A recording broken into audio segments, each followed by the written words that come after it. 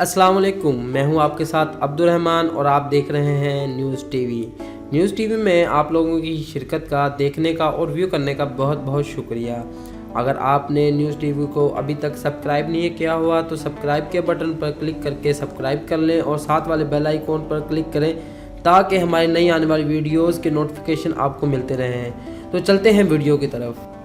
आज की वीडियो में हम बात करेंगे निहार मुँह लींबू और शहद मिला पानी पीने के फ़ायदे के बारे में। दोस्तों, शहद सेहत के लिए कितना मुफीद है शायद इसका अंदाज़ा आप लोगों को ना हो, लेकिन मुख्तलिफ तरीक़ों से इसको इस्तेमाल करने से इसके अनगिनत फ़ायदे हैं। माहिरीन के मुताबिक शहद को मुख्तलिफ तरीक़ों से इस्तेमाल करके बहुत सी बीमारियों से बचा जा सकता है। आप भी जानें कि लींबू और शहद को पानी में मिलाकर पीने से किन किन बीमारियों से बचा जा सकता है। यकीन करें, आप इनके फ़ायदे को जानकर हैरान रह जाएंगे। निज़ाम अनहज़ाम में बेहतरी।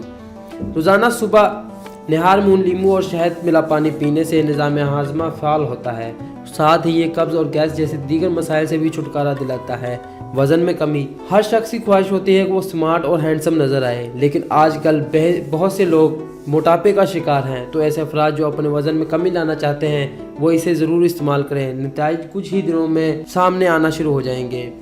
नज़ला, ज़ुकाम और मैदे के अमराज से बचाव के लिए सर्दियों में इसका इस्तेमाल लाजमी करें, क्योंकि निहार मुँह इसे पीने से सारा दिन आपके जिस्म गर्म रहता है, जबकि नज़ला ज़ुकाम जैसी तंग कर देने वाली बीमारियां भी आपसे दूर रहेंगी।